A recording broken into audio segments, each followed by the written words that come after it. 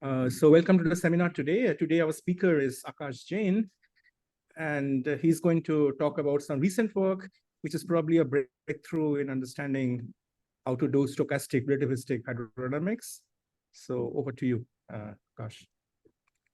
Thank you, Ian. It's really nice to talk here. Yeah, so I wanted to share some new results that have come around in Schwinger-Keldysh hydrodynamics, so to say. And I'll try to introduce what I mean by that. And there's a work I've done in collaboration with Pavel Kovtun, who is in Victoria, Canada. And like a paper that we put out a couple of years ago, and a second one more recently. And let's see. So I mean, the goal of this talk is going to be mostly trying to introduce people to Schwinger-Keldysh hydrodynamics and sort of try and maybe convince people that if you want to talk about non-equilibrium phenomena, then this is probably a very viable way to go. Right, so the big picture, I suppose nobody would disagree that effective field theories are amazing. They allow us to do a lot of things. They allow us to, in fact, describe many systems, even when we don't know or don't want to know what are the exact ingredients of the game, what are the exact microscopic constituents, what are the interactions, and so on. Right, like the most robust framework of effective field theory as it stands is essentially zero temperature quantum field theory. So you can essentially pick up your favorite quantum field theory book, pick up whatever rules you have learned from there, and essentially throw in some ingredients, some symmetries that might be relevant for the system you're trying to describe, and essentially go and work out correlators or work out S metrics and whatnot. Right. Now the thing is that the conventional treatment of effective field theories is only really suited for zero temperature. And if you want to do finite temperature, you can, at least in thermal equilibrium. This is generally goes by the name of statistical field theory. And it's probably one of the biggest revolutions, I would say, in condensed matter physics. Right. Now, if you want to go out of equilibrium, things become a little bit more complicated. You can do actually field theory, and this is probably what we will try to build up towards the end of the work. But one of the biggest and I suppose the most universal things that people do is essentially use hydrodynamics. And I'll try to describe what I mean by that precisely. Hydrodynamics is nice, but it's a set of classical deterministic differential equations that you use to describe your system, which has limited applicability because we know that our system, our universe is inherently probabilistic. And not just because of quantum fluctuations, but also random thermal fluctuations, because you are ignoring a lot of microscopic information that used to be in your system. Akash, So can I ask something? Yeah. Sure. So even within classical hydrodynamics, I thought that even non-relativistic Navier-Stokes, there is no proof of uniqueness and existence of solutions yet. Yes. So that is, of course, a problem. But I think, that problem lies in a different class than the problem I'm going to talk about. So that problem is essentially whether or not the differential equations themselves are well posed. Right. So given a set of differential equations, you can imagine that you have some initial time slice where you are going to put some initial conditions and evolve the system. And then whether or not the solution is unique, whether or not the solution exists for all time, those are different set of problems that already exist in deterministic differential equations. But here I'm going to say that here I'm more worried about things that won't even allow you to go off the bat. So essentially, inherent microscopic noise essentially doesn't even allow for you to write down deterministic differential equations in the first place. No, I'm just saying that usually before you talk about fluctuations about some mean field or something, usually that exists. But here we do not know whether it really, beyond some symmetric situations or something, whether generally it's a very well posed I agree with you. In fact, yes, this is one of the things that I'm trying to build towards the end, because I'm going to start talking about Muller results toward at some point. So, and yes, that's a very big problem, but okay, one problem at a time. So right now I want to focus on, let's say you had, for instance, an ideal fluid. Now, many problems that you're talking about only really kick in when you start including dissipation. But I want to argue that even if you have an ideal fluid, you have to, in any case, start worrying about these deterministic problems. Okay, thank you. Yeah. Good. So yeah, I was trying to say that Schwinger-Keldysh hydrodynamics is one way where you might want to address these problems, and it's a systematic effective field theory, which is based on certain symmetries and certain rules that you can actually start from variational principle and try to approach your hydrodynamic system. But okay, let's. So what I'll try to do, I'll try to give you a very brief sketch of classical hydrodynamics as I see it. It wouldn't be complete in any sense of the word. And would be a toy model at best. But it will allow me to at least form the stage where I can start talking about stochastic fluctuations on top of hydrodynamics and how to even go beyond what people had done, like, I don't know, 50 years ago already in terms of including stochastic noise. And once we have done that, I'll try to reformulate the problem in terms of the so-called Schwinger-Keldysh framework and try to see how you can get the same results and albeit a little bit more formally using this framework. And if time permits, we'll get to some of my recent work on non-conserved variables. But let's see how that goes. Okay, so this slide is supposed to be like the beginner's introduction to hydrodynamics. Now, I'm not really doing hydrodynamics at the moment. It's really just a diffusion model. So the idea is that what you need to identify at some system is like you have some very complicated system, and you want to describe this complicated system, but not in ultra microscopic detail, but only at macroscopic scales. So what one assumes is that a small perturbation that you perform to the system will locally decay very quickly unless there is an excitation in some conserved degree of freedom.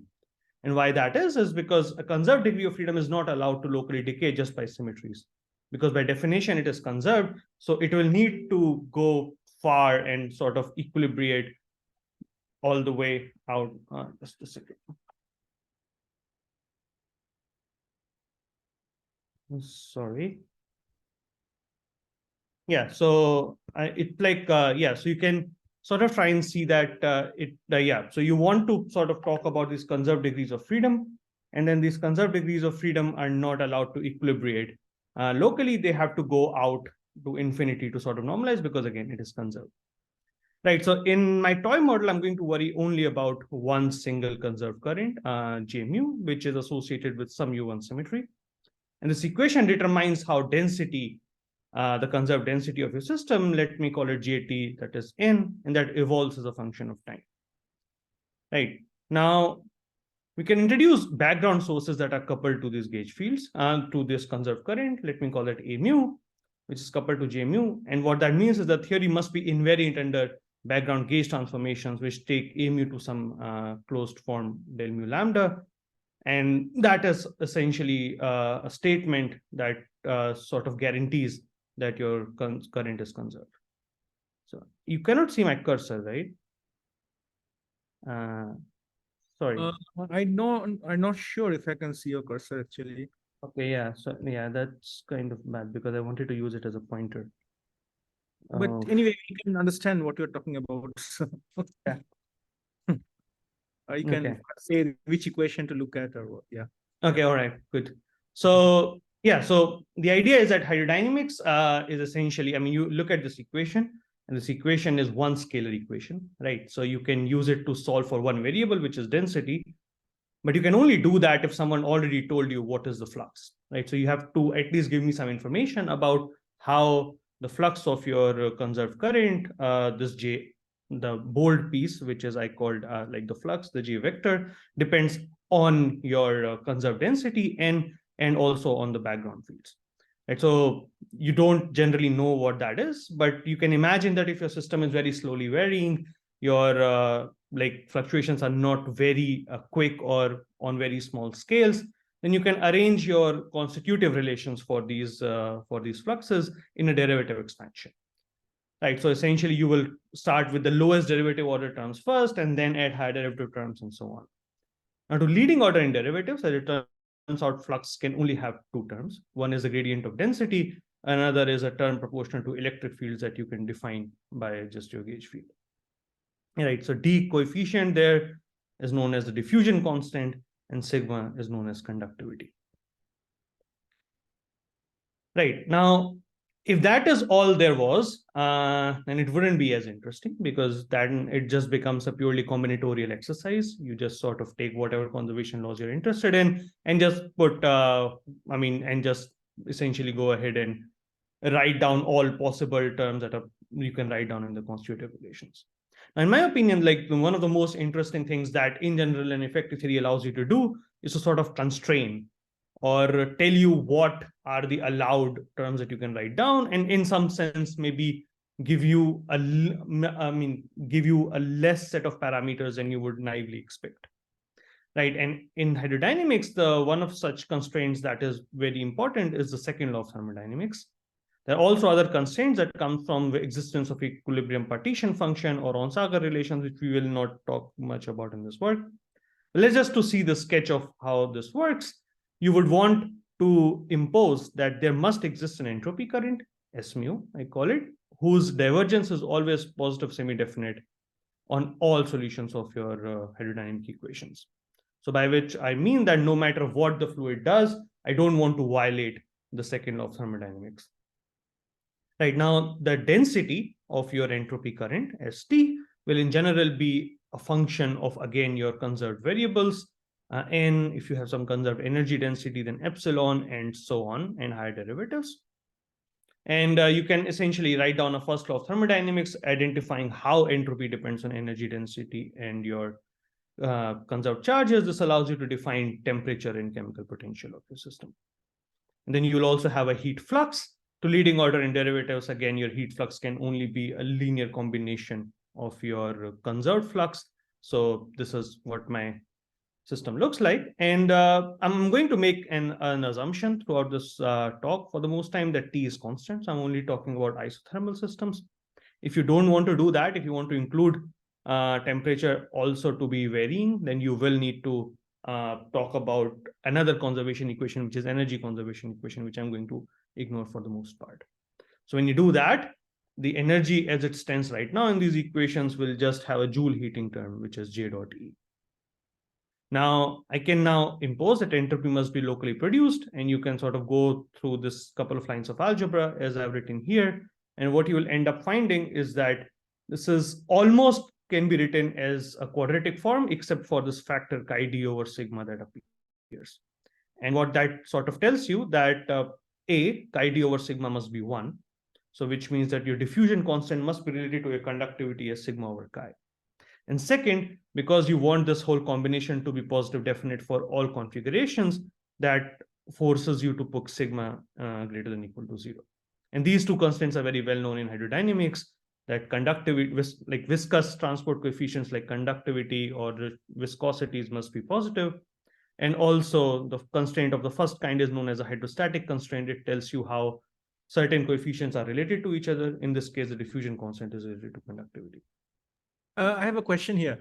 This relation that D is equal to sigma by chi can also be obtained from the equilibrium partition function like approach, right? Yes, of course. Yeah. And okay, that's, yeah. Yeah, I said, yeah. I mean, of course, like there are many other like constraints that the system has to satisfy, like thermal equilibrium, Onsager relations. I'm just going to sort of illustrate one of them. But of course, in fact, it is a true fact that all equality type relations can already be like obtained using the thermal partition function. Partition function itself, yes. Okay, yeah. Thanks. Okay, so now I have this nice theory, and I can, of course, like use it to maybe try and evolve my system. Might or might not have unique solutions, as you already mentioned. But there's another class of problems that I can study, another class of observables that I can study that are somehow not so admissible to the global properties of your differential equations, but rather things known as correlation functions.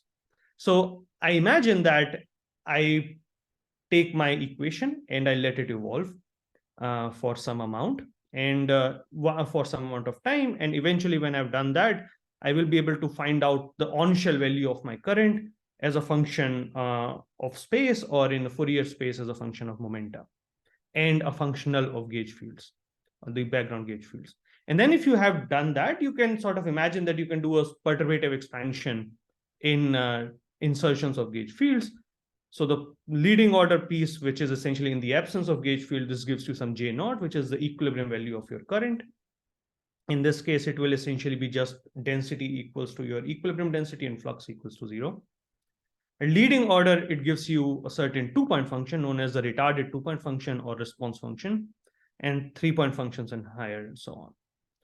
So you can, in fact, write down, I mean, if you are a field theory enthusiast, you can write down a variational formula for arbitrary endpoint correlation functions in terms by using variational principle on your on-shell value of the current.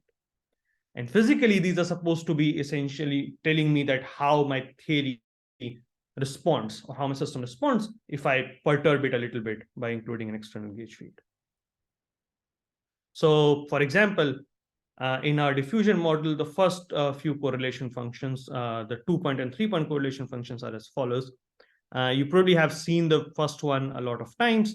This is the characteristic correlation function of a diffusion model. It has a pole at omega equals to minus idk square, which is known as the diffusion pole, and the magnitude of this correlation function is set by conductivity of your system. But of course, you can run this machinery for higher correlation functions as well.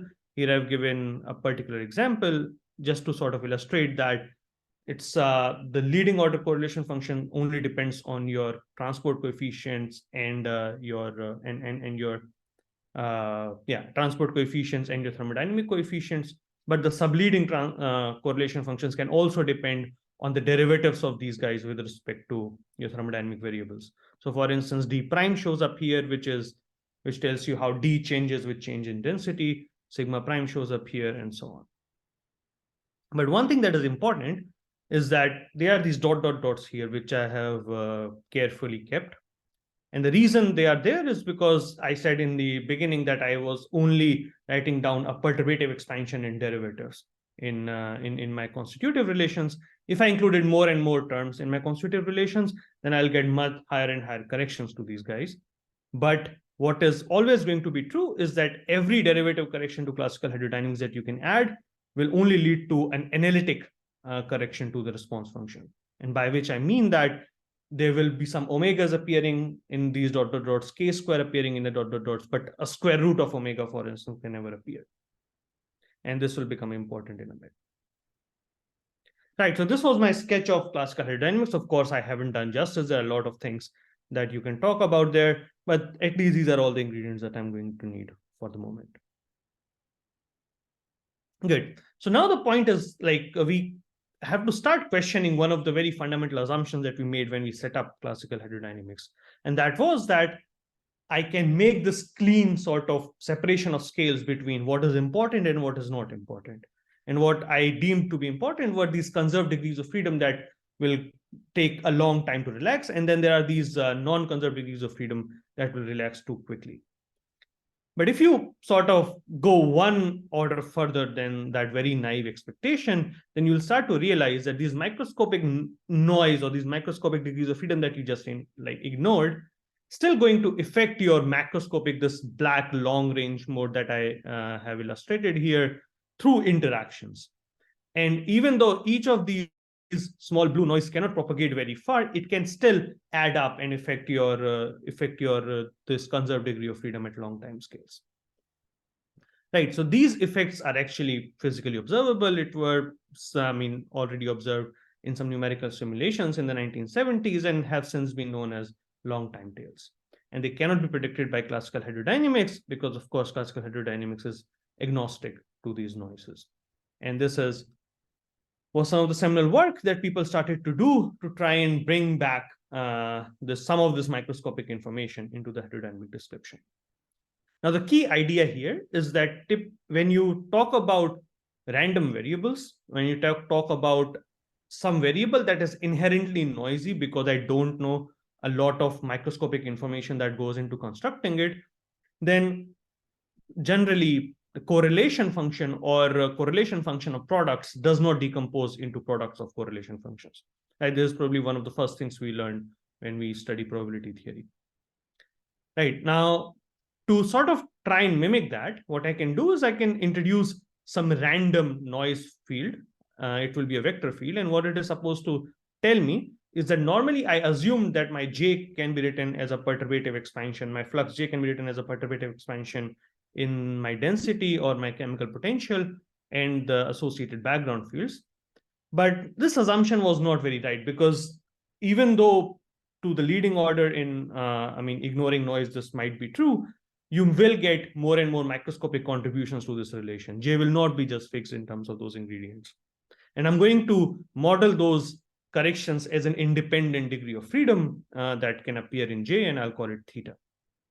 Now, what that allows me to do is that now I can talk about stochastic correlation functions of J, as I've illustrated here, again, as a functional of your background fields, by essentially taking a product of different insertions of J and then summing over some probability distribution of theta. Can I ask, so this capital A stands for the background gauge field? Yes, yeah. And by J here, you're meaning the thing with the constituted relation plus. Yeah. So J can have JT, it can be JI. It is in general the conserved current. Okay. Thanks. Yes. Right. So yeah. So essentially, what I'm going to do is I'm going to integrate over some distribution of noise. Now, of course, a very important. One question here.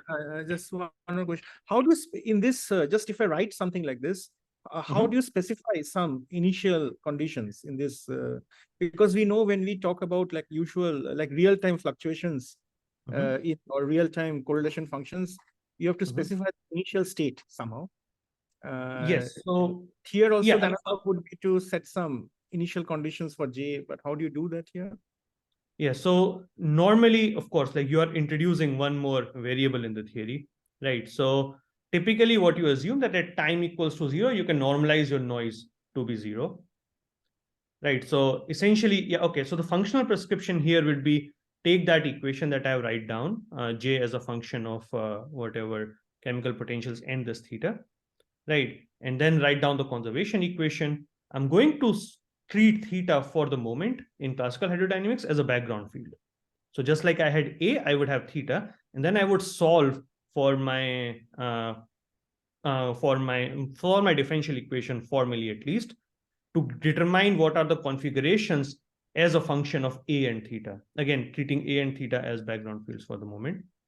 And then what you can imagine doing is essentially take this second step that I've done in my when I'm computing the correlation function, is essentially take those J as a functional of A and theta and then integrate over this noise. So essentially the only initial condition that you really need to give at the moment is for the density that you had at some time t equals to 0.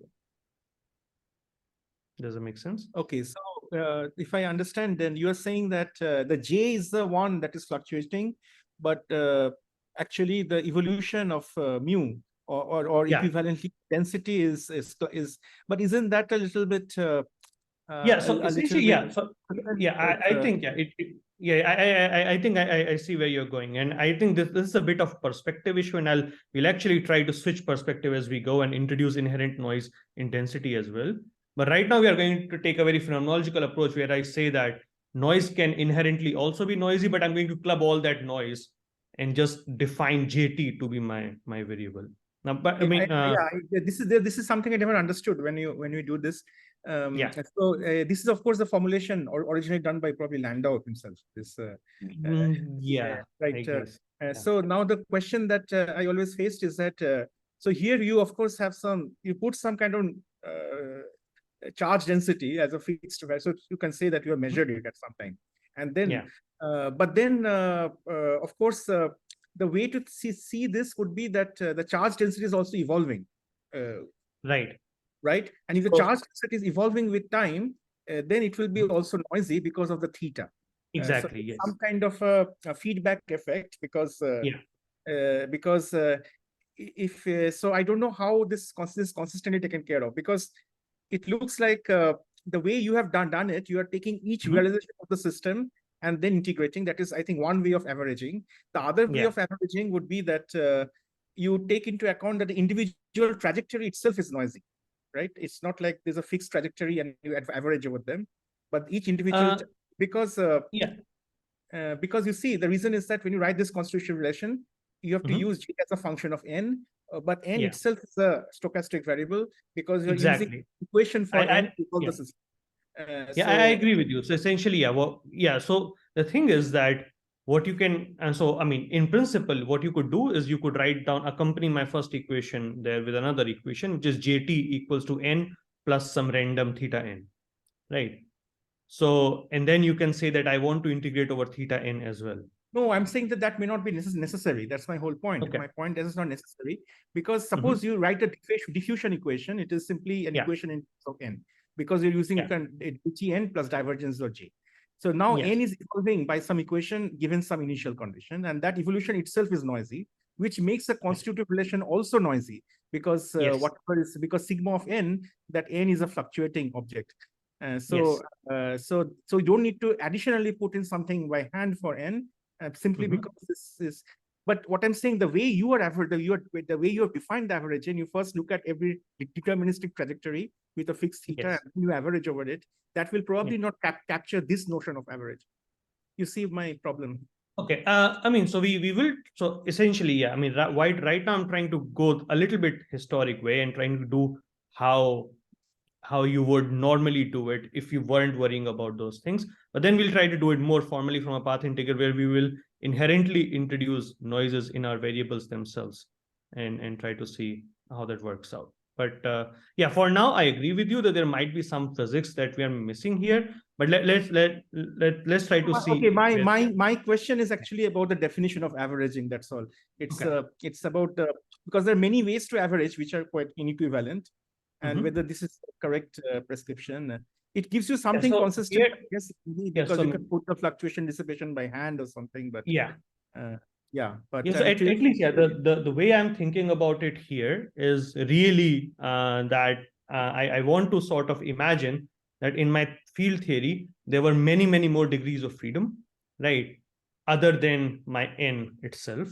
So one such degree of freedom I can collectively call n, which is whatever JT as an operator happened to be. But what that will not guarantee for me, that flux is just given in terms of that variable. And I'm going to sort of have this philosophy that everything else that was possible in my system is captured by this additional contribution to J. Right. So in that sense, if you will, I'm not really worried about the quantum noise at the moment, so to say. I'm essentially just imagining that I had a deterministic set of equations in the beginning, and the stochastic nature is coming from the fact that I have decided to ignore a lot of those deterministic set of equations. yeah, I understand. But okay, but what I was talking of was also not quantum noise. It's purely classical Okay. noise coming from the evolution of n itself. The fact Okay. that n is evolving. So if you write the diffusion equation of n is del Yes. t n plus divergence dot j, and then Yes. it becomes an equation only in terms of n, right? Now, Yes. because of the theta term in n, there's a divergence dot theta term, which will affect the Exactly. evolution of n, and which means Yes. that n would come. So you keep the initial conditions fixed for all the Yes. evolutions, but Yes. each evolution would be stochastic on its own, and that would Yes. make the J also stochastic in turn because Yeah. aside from the stochasticity that we introduce by plus theta, it's the additional stochasticity comes from the fact that n itself. So each classical trajectory is on its own is stochastic because the equation of n itself is stochastic. So I was just Yes. worried about the way you're averaging it may not capture that because Oh, you're okay. Well, just I just want to specify. I don't know if I made that clear. So J that is present in the second equation there is supposed to be the on-shell J. So you sort of imagine that you are taking that equation for your charge density, and you're finding that n in terms of theta. So now n inherently becomes noisy. Now you take that solution, plug that back into J, so that J has this theta contribution, but it also has the noisy contribution that comes because sigma and mu themselves depend on n. So now it's a very big That's what I was non-local. asking. So Yeah, yeah. because I've seen some people do that, you ignore the theta and then you solve for n, and then you just so that Oh would no, give. no, yeah. So no. So no, no. Yeah. In fact, in the very next step, I'll try to do that a little bit more formally. But yeah, Okay. sorry, I should probably have written J on shell inside the integral, and that would have made things a little bit more. Okay. Yeah, but I literally mean that you take the equation with that flux that is on the top, solve for n in terms of a and theta, substitute that back into your constitutive relations, and those are the ones which are you are using for averaging. Okay. In that case, I agree. This is the correct formulation indeed. So as far as the All right. one. All right. Yeah. So sorry, I couldn't understand what you were pointing at in the beginning, but all right. But anyway, even if you want to do that, one very important ingredient of this is the probability distribution, right? Someone has to give you that. Now, to first approximation, you can imagine that if noises are small, then you can sort of just take P of theta to be some Gaussian distribution, some theta square with some strength of noise C. But in general, you can also have more complicated kind of noise, typically called colored or multiplicative noise. But let's just focus on the simplest case for now.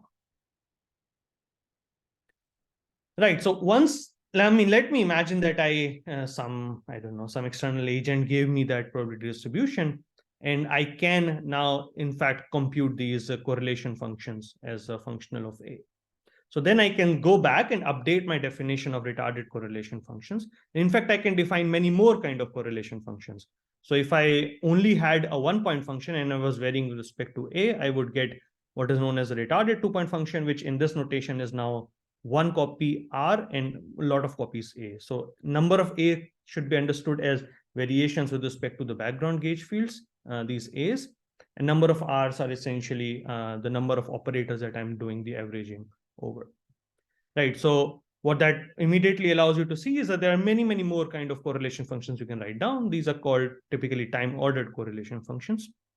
There's a symmetric correlation functions where I don't take any variation with respect to background fields, but just essentially compute the averages of some n copies of operators. And this will be my symmetric. And then there are a lot of things in between. But these are important and interesting quantities for various sites. But I just want to sort of illustrate that these are the kind of objects we can talk about in this theory. Sorry, what is this AA, or have you just told? Right now, there's that hash A is supposed to be. Oh, sorry. Yeah, I mean, I'm just simply a generating function of this the stochastic fluctuations. I was still at the first line. I was just going to say. Sorry. Okay. Yeah. Okay. Yeah. So in the next step is essentially exactly as you just pointed out. If I am a field theory enthusiast, what I could do in principle is that to compute this probability distribution, I mean, this averaging that I was doing, but in the presence of these some additional new kind of gauge fields that I called AA. And you can sort of kind of see through my definition of W that W is now a generating functional that I can use to sort of compute the exact same object I have on the top, but now through a purely variational principle. But this is only really a trick. I'm not doing much of physics here. Essentially, I'm saying that rather than computing different correlation functions of J by hand, I can introduce like a shorthand notation and introduce a background coupling. But this is a very textbook trick in quantum field theory. Right. So in principle, now I can compute all these objects. Now, the point is that in general, all these objects are very nice and fine, and you can compute them given a probability distribution theta. But now you might want to argue that P of theta cannot be just anything. And it cannot generally be anything, in particular if your system is fluctuations around a thermal state. If you are in arbitrary out of equilibrium state, going far from equilibrium, many of things that I'm going to say now do not apply. But at least if you are assume that you are still somewhere near the equilibrium thermal state, then P of theta must be such that certain fluctuation-dissipation theorems are satisfied. We'll talk a little bit more about them later in the talk, but really these are some relations that are forced upon you by some fundamental thermal field theory rules, and which tells you that these different time-ordered correlation functions cannot be independent. The most striking of these relations is the first line there, which tells you the symmetric correlation function, which I call GRR, is completely determined once you give me the GRA or the retarded correlation function. There's a similar relation that exists for 3-point functions. In fact, you can show that both GRR are like the 3-point symmetric, and the partially retarded function RRA is again given completely in terms of the purely retarded function that you can compute from hydrodynamic constitutive relations.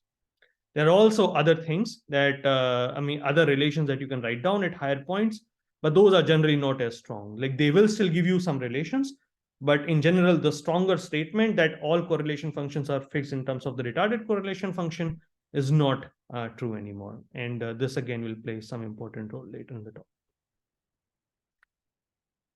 Right. So let's look at one consequence that this will have is that because I just argued that all correlation functions up to cubic order are completely fixed by the retarded correlation function, that immediately tells you that because you had access to retarded correlation function in your theory of classical hydrodynamics, so which means that P of theta, the probability distribution, must be completely fixed in terms of information that you already had access to in your classical hydrodynamics. And this is in fact true to leading order to up to cubic orders. In fact, in my diffusion case, there is no cubic term, it's just the quadratic term. And you can show that the coefficient that determines the strength of noise is now completely fixed in terms of your temperature and your thermal conductivity and your charge conductivity. The second term of P theta looks like you have the theta that is perpendicular to V, that only has a contribution at the quadratic level. Sorry, at the Yes. correction, yeah. So is there some insight why it is like this? Yeah, so yeah, I mean, yeah, I think in fact, yeah, I will give a lot of yeah, I think that is most of my first part of my talk is going to be about from now on. But essentially the point being that if you go past only quadratic up to cubic fluctuations, you can start seeing these ambiguities, these curly theta terms that I've written down, which are not fixed by classical hydrodynamics. So these can in principle be any functions of your chemical potential or of your charge density or whatever. But yeah, as you pointed out, they seem to appear in some very specific combinations, right? So in principle, I mean, if I said that there are no rules at 4-point functions and higher, I can have at least 4 terms, I mean, 4 different new coefficients here as I can see, but probably even many more. So where does this come from? Like, why do they appear in these particular combinations is one question to be answered. And second, of course, is that can I say anything about these theta coefficients whatsoever? So in answer to first question, essentially where they get fixed from is fluctuation-dissipation theorems again. I just told you that fluctuation-dissipation theorems do exist for 4-point and higher functions, but they are not generally as constraining as the 2-point or 3-point correlation, fluctuation-dissipation theorems. So, I mean, you could, of course, do the hard work, go through the model, compute all 4-point correlation functions, and sort of find all the constraints. But I have cheated here, and I have used the results that I'm going to talk about, the Schwinger-Keldysh formalism, to try and fix these coefficients. But if these combinations look very cryptic, they will become more important. I mean, I hope they will become clearer in some of my next slides. One of the things is that this appearance of this V is because of the 3-point function of the current, 2 currents with one energy momentum tensor, like T0I. So typically this V, V appears in this particular combination because what happens is that you typically have that in equilibrium, stochastic noise should have no effect. Now, as you probably know, the equilibrium is given, the equilibrium configuration of mu is always given by grad mu minus E equals to 0 or grad mu equals to E. So this is precisely why this only appears in combinations of V, because when V goes to 0, which when you tune back to thermal equilibrium, this additional stochastic noise contributions typically drop out. Okay. Yeah, but again, like this, I mean, when I first saw this combination, it was like all nice, but I think I don't really have anything much more deep to say about it here, except to say that this follows from fluctuation-dissipation theorems. Right. But what I want to argue, however, is that these coefficients can somehow characterize the non-universality of hydrodynamics. So typically you assume that all that you need to know to write down a low energy effective description of your conserved currents, which you want to call hydrodynamics, can be characterized by how the flux depends as a in classical hydrodynamics depends on your conserved densities. But then there are these new coefficients that can carry fundamentally new microscopic information, but nonetheless, because they are showing up in these in the probability distribution, once you start computing your averages more properly, start taking into account loop effects or whatnot, these coefficients will start to affect your physics. And this is... Can I understand what you're trying to say? You're trying to say that there are some additional coefficients in this P of theta, order by order, in V. So these coefficients are not determined entirely by the higher point fluctuation-dissipation relations. Yes. So the question then could appear, then is there some what are the fundamental objects in the microscopic thing that you should compute? Is it like so this would be the same objects like correlation functions of J in the fundamental theory that you need to compare, and then not started once, but this I mean, so I think so what I try to argue is that there are 2 points to it. Of course, that you can access these theta coefficients if you, for instance, decided to compute the 4-point symmetric function, right, or some partially symmetric function. But what I'll try to argue is that that's not it. Like, even if you are only interested in retarded functions, you said that I don't care about any other physics than the response functions, because now this is a probabilistic theory. Any new interaction that you have in a probability distribution can now appear in all observables through loop corrections. So just like that happens in quantum field theory, this can happen here as well. So in that that kind of puts bounds on how much information can you really access from a theory of hydrodynamics without taking care of these new stochastic contributions, because you'll typically see that at sufficiently far orders in the derivative expansion, you cannot trust your classical hydrodynamic result or just the result in terms of classical transport coefficients anymore, because these new coefficients are going to start affecting your. But this actually leaves me very confused, actually. The reason I'm confused because suppose I think all of these things, what you're computing can be reduced to, in a microscopic theory, should be some correlation functions, right? Real-time correlation functions. Yes. But now, and these could be based on equilibrium itself. They are higher point equilibrium correlation functions. Yes. So now we know that everything can be analytically continued from the Euclidean.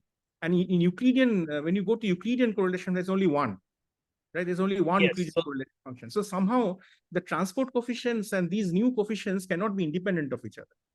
Because we know everything comes from Euclidean partition function. If I compute the Euclidean partition function, everything, all these things that you're computing should be obtained from them.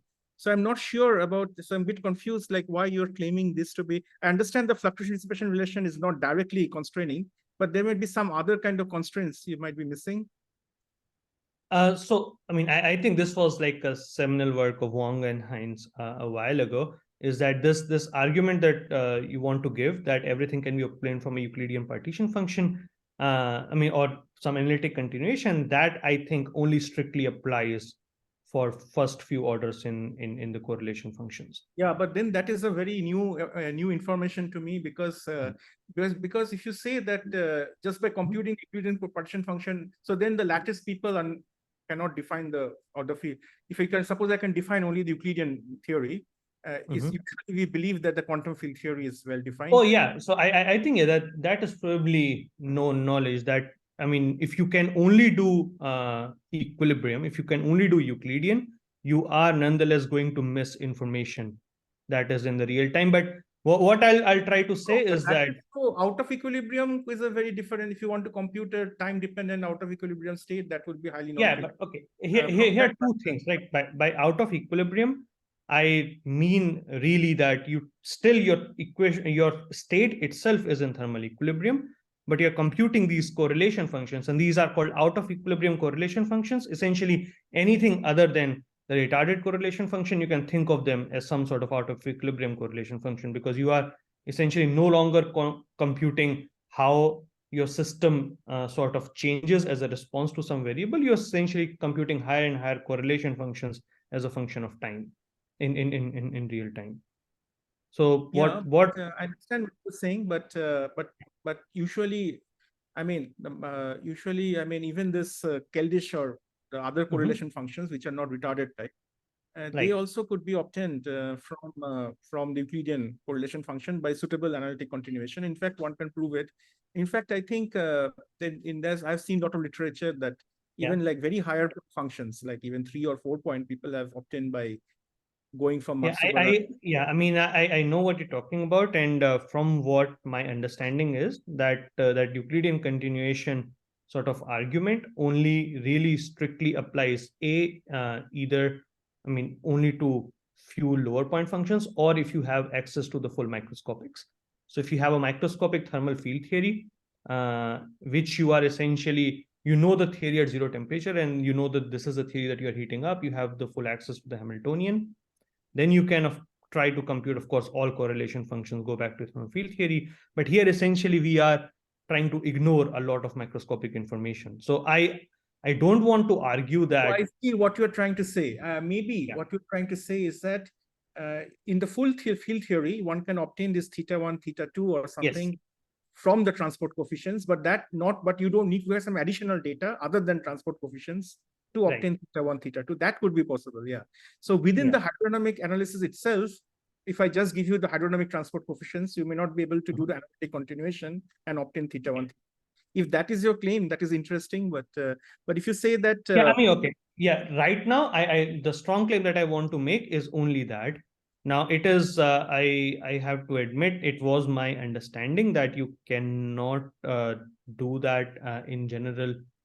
You cannot generally get every information from Euclidean, but if you can, then still that is not what I'm talking about, because that still requires you to know the microscopic. As far as thermal real-time correlation functions are concerned, I think you should be able to get by some analytic continuation all real-time correlation. But yeah, that would be in practice, of course, horrendous to do and very difficult. But in principle, it is doable. But it can be for some reason. So maybe I should read this paper. You're saying that to get this θ1, θ2, the low energy information is not sufficient. You need to know also high energy information, which is possible. Because sometimes, because as you were saying, the fluctuation dissipation relations only capture the low energy relations.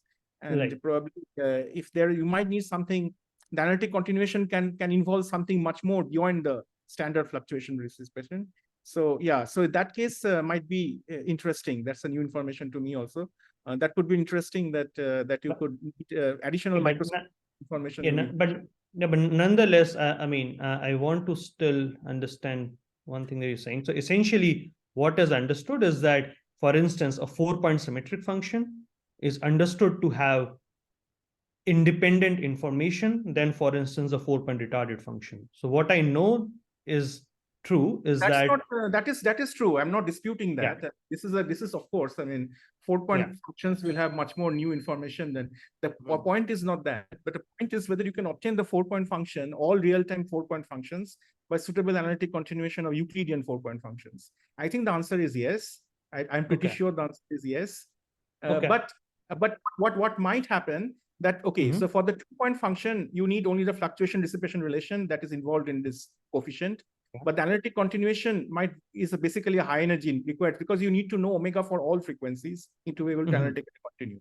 So it might happen that what the fluctuation dissipation relations only are concerned about low energy relations. So it could be that using only low energy relations, you may not be able to get these additional coefficients that you're talking about. Although it is in principle obtainable from the microscopic theory. If you know the full, of course, everything is obtainable from the microscopic theory, right? Yeah. So if you know the full 4-point function in the microscopic theory, just a retarded part, and you analytically continue just retarded part, you will be able to get θ1, θ2 also. But that would require information beyond eta. So you're also you have to also include more microscopic information of the retarded correlation functions themselves.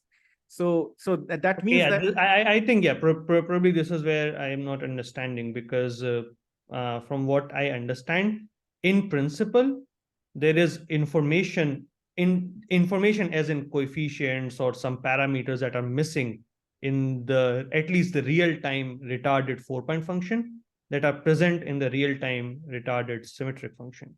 Now, what you're saying, I'm not disputing that. No, my point is that actually not disputing that.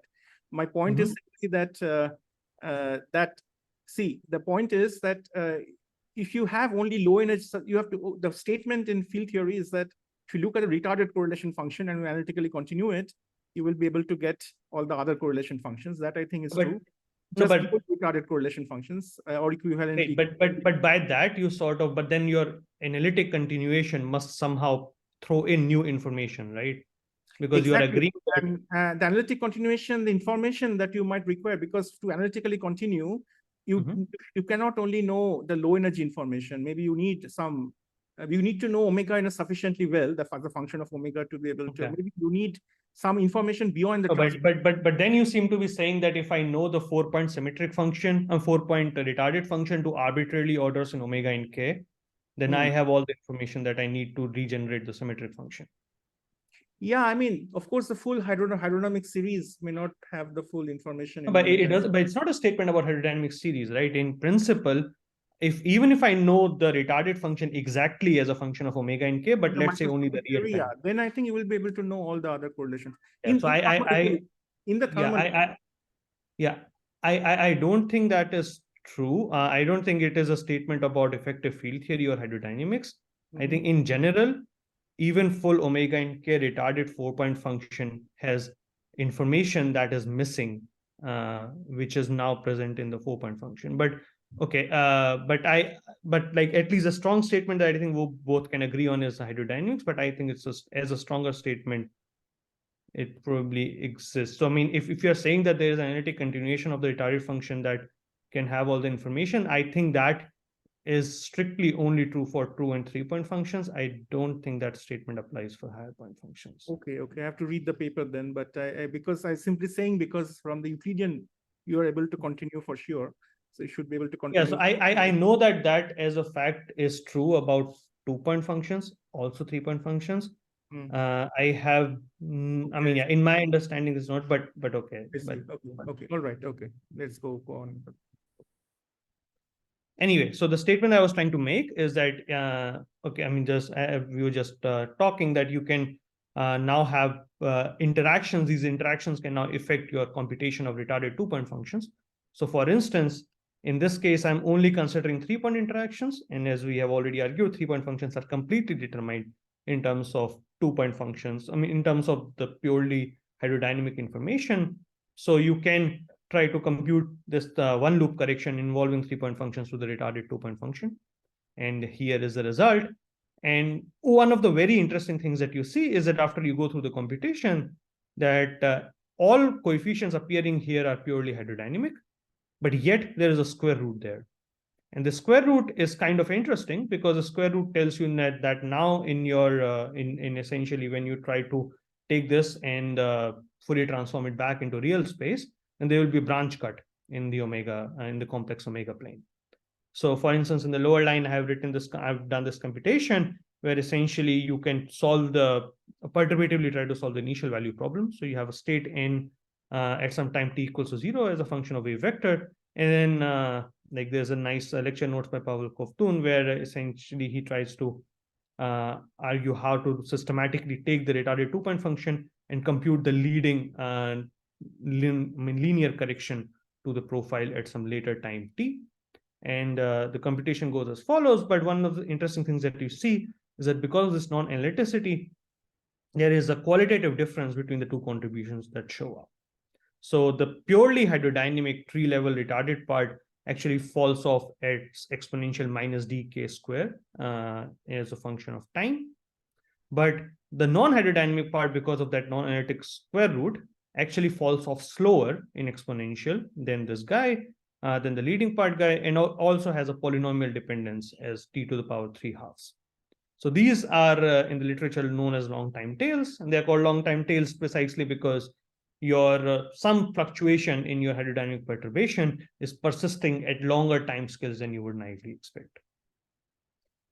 Again, this is standard result, but one of the things that you can try to do is you can try to now see how your effects, I mean, sort of modify if you also allow for these stochastic transport coefficients, these non-universal coefficients that I was talking about.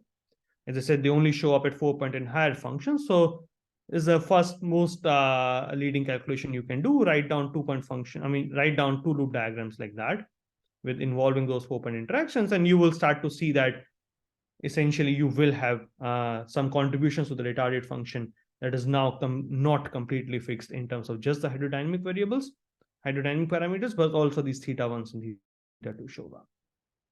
Right. And what that kind of illustrates for you is that if you were only doing classical hydrodynamics, you can sort of trust your results up until a point when stochastic effects, these loop diagrams first kick in.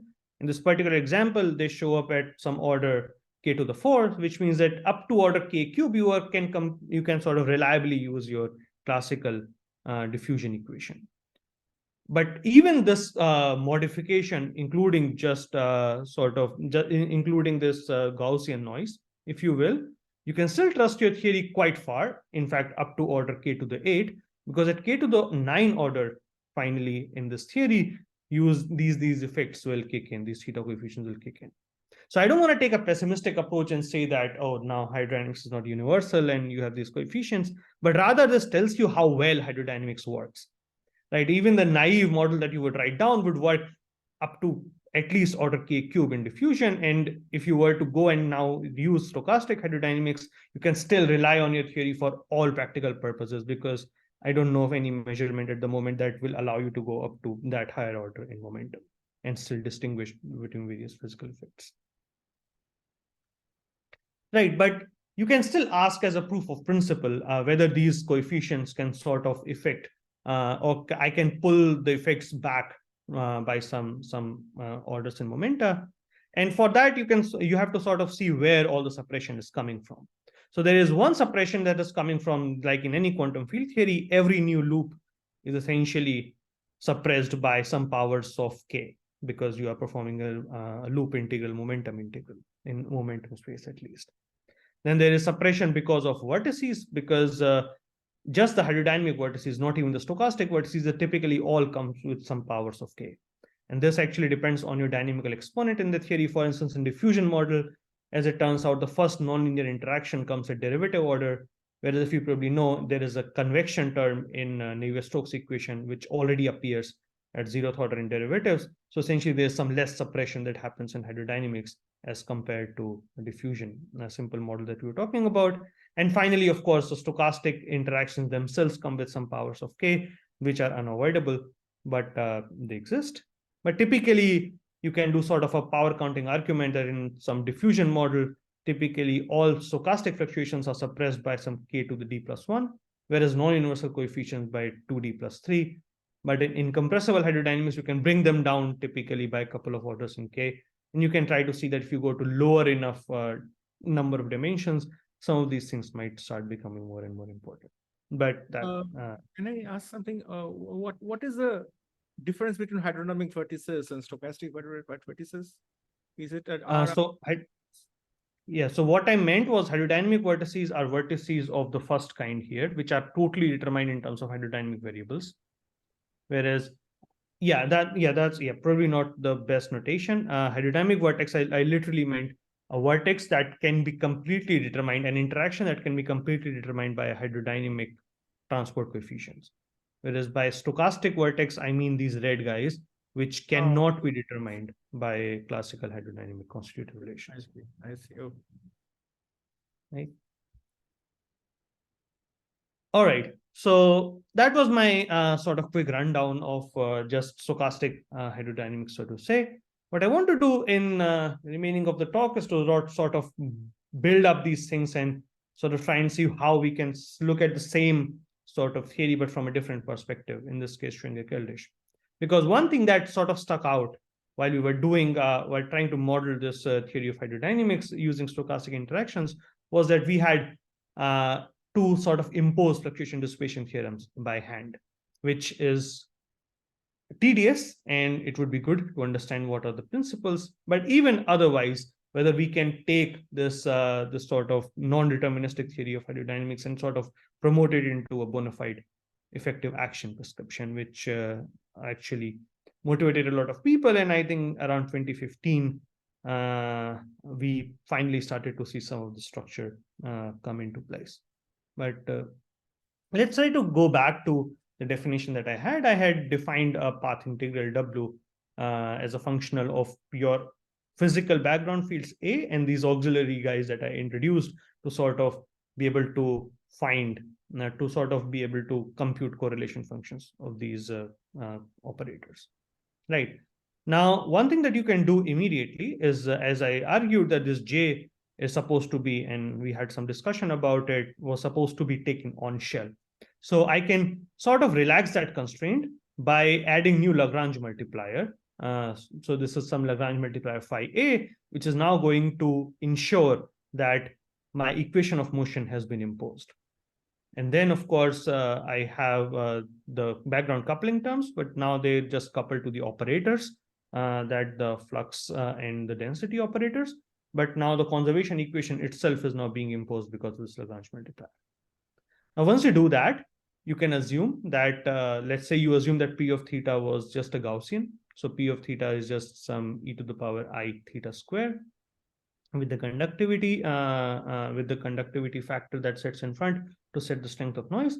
You can actually look at this integral and you would realize it's a purely Gaussian integral if P of theta is Gaussian, which you can perform analytically and obtain an effective action which is given in the first part of my second equation. So it's essentially just given by these linear combinations BA, which are essentially corrected form of AA. So AA is a background field, as I said, and you can sort of correct it with some derivatives of the Lagrange multiplier. You call it BA. V I had already defined, and you can show that the first two terms in the second equation are precisely what you get. Now, if you do include these further non-Gaussian interactions, you cannot perform the path integral exactly, but you can sort of imagine doing it order by order in perturbation theory. So first two terms that show up are precisely that, which I've written below, and those are essentially the theta 1, theta 2 terms that I had before. But this is essentially me just changing what I mean by noise. Previously, I had a variable theta, and now I have this new Lagrange multiplier phi A, and now theta can be integrated out, and the new role of noise is now being played by this Lagrange multiplier variable phi A. Yes. Can I ask something? This theta 1, theta 2 should be related to the original action. I don't see how it is. I mean, if you remember, theta 1 and theta 2 only showed up in P of theta, right? Oh, I see. Okay. So, okay, all right. Thanks. Thank you. Yeah. Sorry. Yeah. Good. So now I have that. And now let me sort of try and investigate what I've arrived at.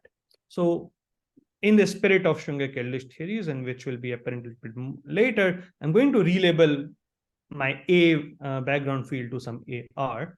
And now you have two copies of background fields, AR and AA. The second thing I'm going to do is I'm going to define or sort of declare that my chemical potential can be written in terms of the. So I'm going to exchange my degree of freedom. Instead of chemical potential, I can work with this new degree of freedom phi r, and then chemical potential is essentially defined with respect to that phi r as I've written there. Now, this rather dubious step has the benefit that you can write down the same action that I had previously in terms of this nasty looking object. But I have BA that I had already defined, but now I also have BR, which is essentially you can define in the exact same way as BA. It says AR field corrected with the derivative of phi r that I've just introduced. And once the dust settles, what you realize is that in this representation, this action has some nice symmetries. So there are these quote unquote Schwinger-Keldysh conditions on the left part of the slide, which are essentially telling you, for instance, that the effective action identically vanishes if you turn off all A-type fields. Just a fact of life.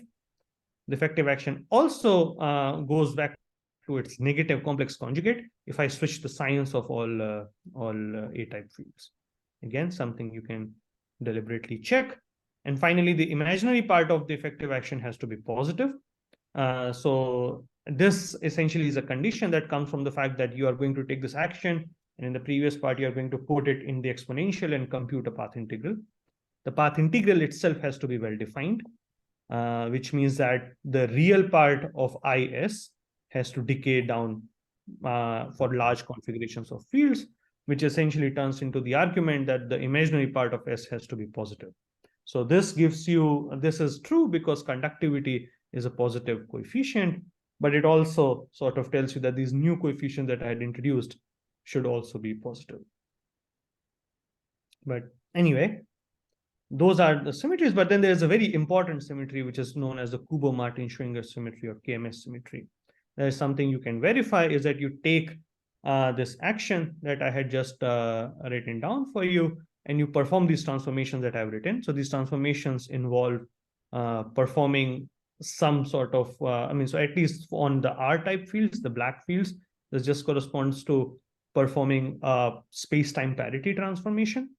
You can also use other transformations, but this is the easiest one that you can talk about. And essentially, you can perform an analogous transformations on these blue noise type fields, but then you also shift them with some Lie derivative or other time derivative of the physical fields. Just a weird little symmetry, but this is a symmetry of the action nonetheless.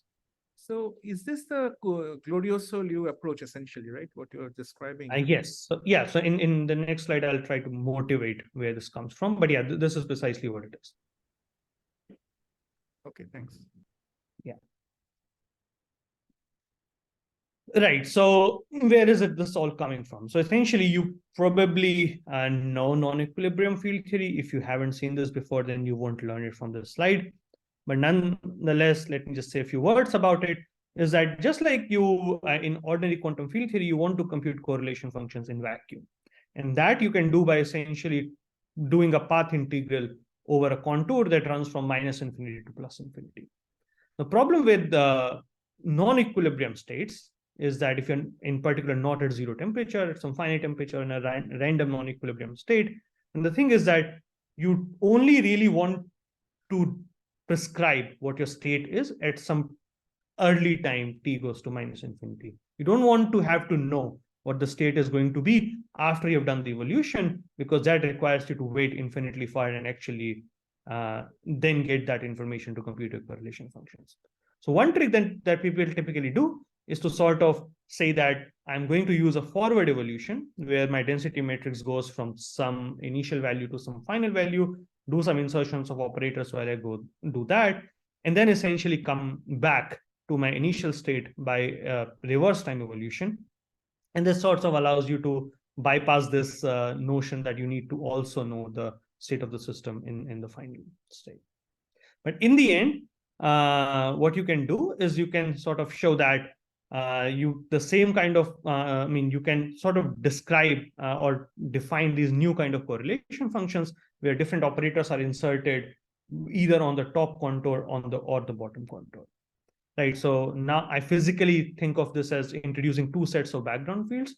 One set of background field, if I vary with respect to that background field, this will insert an operator on the upper contour, and this two type of field, which if I vary with respect to that, will introduce a field on the lower contour, which is the first line in W. But then there's this nice basis called RA basis. Again, falling back to the notation that I was utilizing just before. You can define an R field, which is basically whenever you see an R, just think of it as an average of 1 and 2. Whenever you see an A, it's a Planckian difference of 1 and 2. So let's take 1 and 2 and then divide by the Planck constant. And once you do that, you can sort of you can show that the same path integral can be written in terms of this RA, where A-type operators couple to R-type fields and R-type operators couple to A-type fields. After the dust settles, all of this you can do. You can again compute GRA with the same prescription that I had before. To compute a GRA, you take a variation with respect to an A-type field and an R-type field. And you can go through the terminology, and essentially you can show that this is what you are actually computing when you're computing a GRA. It's a commutator of J1 and J2, of some operator J at some time T1 and T2. And this commutator is only going to be non-zero when one of the times is larger than the other time. So it has a theta function. On the other hand, the symmetric function is symmetric in T1 and T2, and it's essentially the expectation value of the anti-commutator of 1 and 2. Right, now this path integral, just from some analyticity properties and unitarity properties of your path integral itself, of your density matrix, you can actually show that it satisfies some very nice conditions. Now, I don't have the time or tenacity to go through all of them one by one, but just you can probably trust me is that the partition function W that I defined on the previous slide actually identically satisfies these three properties. So it is zero when you're, yeah. So I understand it follows from unitarity and all this, but but why we need unitarity here? I mean, this is first of all a statistical system, not quantum system, and you don't need a complex weight like with an I by H bar. So So why do we need? We can just do some exponent minus, right? Instead of like go to some, I don't know. Yeah, So I'm okay, just saying why we need this unitarity. Yeah, okay. So I think, yeah, I heard this. I mean, yeah, I had this point of view before, and I don't exactly have a good answer to that, except saying that what I want to start with is I want to assume that I mean, at least at this step, I want to assume that I have a full quantum theory, and I'm going to put a full quantum theory and compute correlation functions in some non-equilibrium state. So of course, if you don't worry about that, you come already at the semi-classical level, then that's right. But here I want to sort of argue that I want to start from the most fundamental description, where I want to assume that at least in this very first step, I have some quantum theory where with some unitary density matrix law. Yes, and but their macro might not be required. Why should we quantize the hydrodynamic theory itself? No, so yeah, okay. Yeah, I don't want to say that you are quantizing the hydrodynamic theory. I want to say that let's consider that you have some microscopic system that you want to describe using hydrodynamics, but hydrodynamics hasn't kicked in yet. In fact, the notion of hydrodynamics doesn't exist yet. It's just some microscopic theory with, and I want to, I mean, it could be scalar field theory, it could be some complex scalars, whatever you want. And I want to compute the correlation functions in this theory in some non-equilibrium state rho. Yeah, I understand your philosophy, but but the Glorioso action or Glorioso way of doing things was that you have you think of like a standard example. There is a quantum harmonic oscillator, a quantum at finite. So that is fine on its own right. But I wouldn't think of hydrodynamics as a quantum theory. Of course, I mean in general it can be. I'm also not completely against it, because it can be that. If you go into some length scales or certain kind of scales for some, which is much smaller than the mean free path, and assuming hydrodynamics applies there, let us say there is a coherence length scale, you can still have some hydrodynamic description. And well, I don't want to say that I'm taking my hydrodynamics to the quantum scale, but rather I want to say that my assumption is that even in the very effective hydrodynamic description, I'm assuming that there is an underlying quantum description, and I wouldn't actually need to make use of that. Yeah, but these two things don't commute, no? I mean, if you say that there is, I mean, so for example, you will have non-trivial loops now. In the loops, you will also have commutators. If you have a pure classical statistical mechanics, so there's a standard way to go from Schwinger-Keldysh, quantum Schwinger-Keldysh to classical Schwinger-Keldysh. The standard way is that in the loops, you do not allow for rho, the spectral function to appear when you write in terms of. So because if you do that, then you reduce your quantum thing to classical. So you can also do it here, but are you doing that here? Probably not. And then no. So, but the thing is that this, for instance, this slide is only supposed to. I mean, okay. So there is. So in the first line that I have on the slide is supposed to be some very complicated quantum description that I don't have any information about, or rather don't want to know any information about. But as a proof of principle, I would imagine that there is some microscopic theory and there is some non-equilibrium state. Most of the time I'm interested in the thermal state, but I can still take some unitary density operator, and at least in the full quantum theory, I should be able to write down a partition function that looks like that. Okay, let's go on. Thanks. Yeah, so I mean, okay, so yeah, you're sort of supposed to see that, okay, W of AR and AA right now is a fully quantum partition function. And then it will satisfy these three conditions, given that you are computing correlation functions in some unitary density matrix. Right. And then comes essentially probably the part where it will make you uncomfortable. It does make me uncomfortable as well, is that I'm going to take a leap of faith.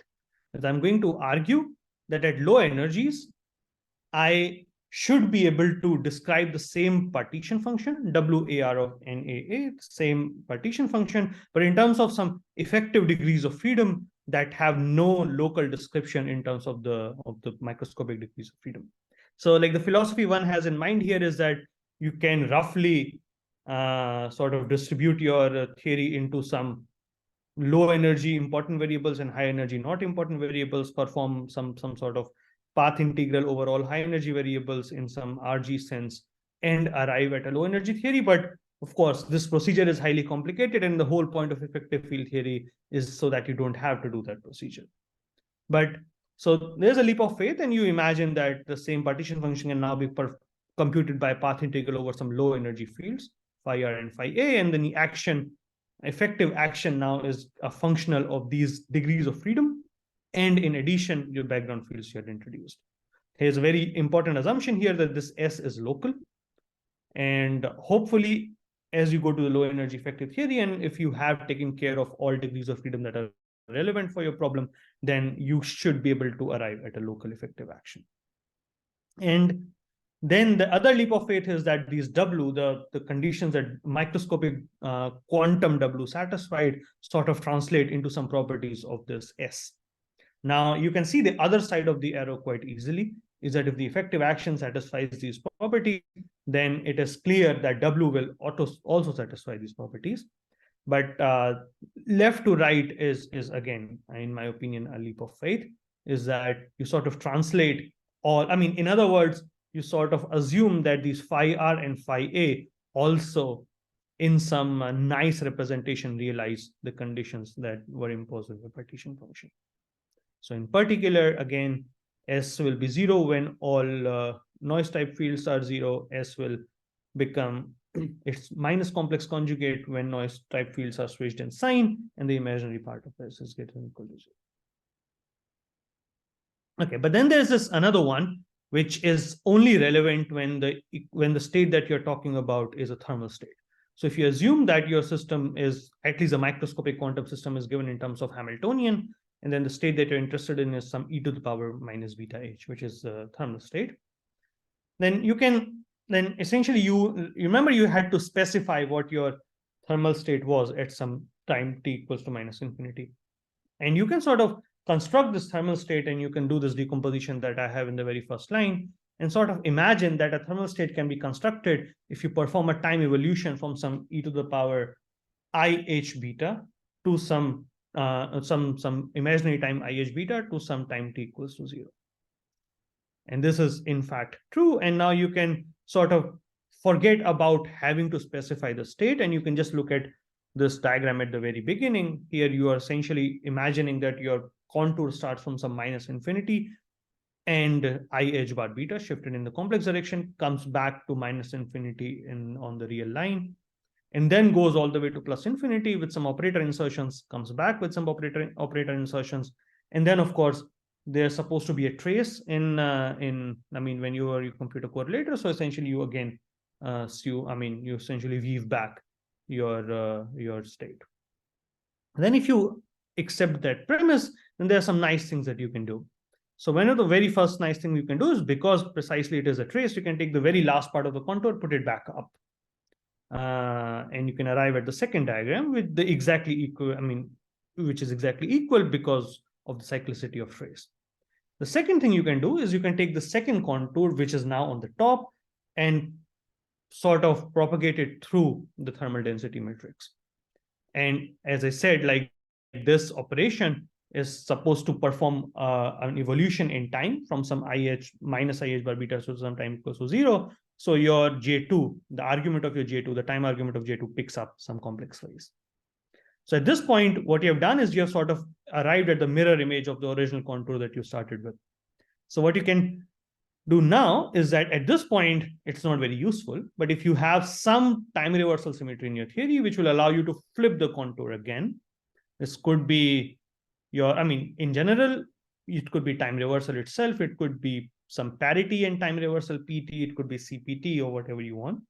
Whatever this microscopic system might realize. If microscopic system doesn't have time reversal symmetry, this argument doesn't apply. So I'm going to assume that there is a time reversal symmetry, which will allow you to flip the contour and arrive at the final result on the right-hand side. Long story short, it tells you that if your density matrix is the thermal density matrix, and you have some kind of time reversal symmetry in your theory, then your partition function is invariant under these transformations that I have on the left-hand side, which is A1 and phi1 basically go back to their, go to their time reversal, or PT in this case, reversal in combinations, and A2 and phi2 go to the same but up to a phase factor of IH bar beta. And then you can actually perform an H bar goes to zero limit of your of this correlation function, which is going to be most relevant for us because we're not really interested in describing the full quantum theory, and you can arrive at these relations that I was talking about in a couple of slides before, which is AR and phi R essentially go back to their PT reversed versions, whereas AA and phi A go to their PT reversed versions plus some combinations of the physical fields.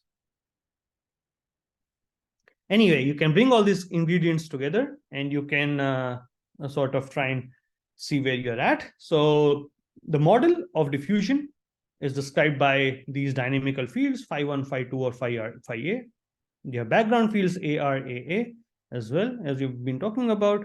And then there are some things that this guy should satisfy. There should be some Schwinger-Keldysh conditions, which I've illustrated in the very first column. You have the KMS symmetry that I've illustrated in the second column. Of course, your system should also have some global symmetries, which is to say that there must be some U1 symmetry because the whole discussion started from a U1 invariant theory. And then finally, there is this rather unconventional diagonal shift symmetry. I don't want to say a lot of words about it, except maybe some physical statement that this essentially tells you that what you mean by phase, you should be able to redefine at some initial time slice t equals to 0, because there's just some random sort of phase, degree of freedom that you chose to describe your system. And you are not, once you pick a notion of what that phase is, you shouldn't be allowed to change it as a function of time. But nonetheless, you can still always choose a relabeling at some time t equals to 0. But you can also just think of it as a phenomenological symmetry that I need to recover the diffusion model. And in the end, you can show that with all the ingredients in place, the leading order in derivatives, if you will, partition function, leading order, the derivatives action is given by this first green box there.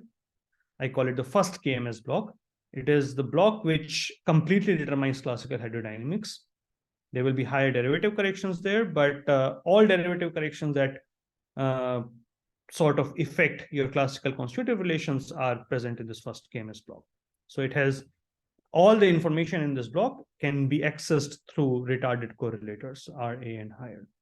And there's a second KMS block, which has these theta coefficients, and this has new information that can show up in correlation functions that are not purely retarded, but start from some RR and higher. And then similarly, you can go higher and higher. You can have, in general, an nth KMS block, which has new information that you cannot access from the first few types of retarded correlation functions, but you need a sufficiently symmetric correlation function to access that information. Anyway, I don't know. Do you want me to? Yeah. Yeah, I think we have to wrap up now in 2-3 minutes because already it has been long. Yeah, I'll skip all of that and I'll probably just say some words. I think it's probably good to sort of leave at a point and rather not essentially try to overburden with information. But rather, I want to say that the Schwinger-Keldysh hydrodynamics as such, I've described a very simple system. I've described for you some U1 theory with some single conserved charge, but you can go much further. You can write down the similar Schwinger-Keldysh theories for non-relativistic hydrodynamics, non-relativistic descriptions, and even boost agnostic descriptions, which have recently been picked up for various reasons. You can also do more complicated setups where you can do a relativistic magnetohydrodynamics, which has more low energy degrees of freedom. You can talk about spontaneous symmetry breaking, which are essentially, you can take different these symmetries, you can start spontaneously break them, and you can also talk about various exotic symmetries. So this is just to sort of say that a lot of work, a lot of attention is being put towards it. There's some things that I do want to sort of leave you with, which is hydrodynamics, classical or stochastic, should not really be thought of as a universal theory for long-range late-time physics. Like, as a principle, no matter how long you wait and no matter how far distances you're looking at, there will always be at sufficiently high order sensitivity. There will be corrections that are coming from microscopics that you can never get rid of. And they, in fact, with these long time tails, they might sometimes become more and more important as you go to ultra late times. Now, late time correlation functions can get contaminated by new microscopic information that I have just said. And nonetheless, if you want to go and account for them, you can consistently do them order by order in the framework of Schwinger-Keldysh hydrodynamics. Now, the part that I didn't have time to work towards was the Schwinger-Keldysh hydrodynamics can be extended to non-conserved variables as well. This might be interesting for various purposes if you have certain symmetries which are not exact but only approximate. But you can also see this in what are known as the Muller-Israel-Stewart theories of hydrodynamics, which essentially you need to introduce some non-conserved degrees of freedom just to make sure that the differential equations are well posed. But one thing that typically people don't take into account, and this actually turned out to be quite important for us, was that when you take, when you were describing very first description that I was doing of stochastic hydrodynamics, you want to add noise, and then people typically want to fix, you say that they only want to add Gaussian noise in their system. And then they want to say that I want to fix the coefficient of this Gaussian noise by using fluctuation-dissipation theorems. And I just want to argue that there can be systems, and in fact, we found systems where this is not the right approach. In fact, just imposing the 2-point fluctuation-dissipation theorem is not sufficient to ensure that all higher point fluctuation-dissipation theorems are satisfied. So typically, the Schwinger-Keldysh approach has one benefit, that you don't have to worry about these things. But more importantly, if you want to still stick to some MSR kind of approach, then you should, for good measure, make sure that your theory satisfies higher point correlation functions before you start making predictions about higher point interactions. And with that, I'll leave you, and thank you very much for your attention. Thanks, Akash, for this very nice seminar, and which is very clear also. So you can have some few more questions before wrapping up.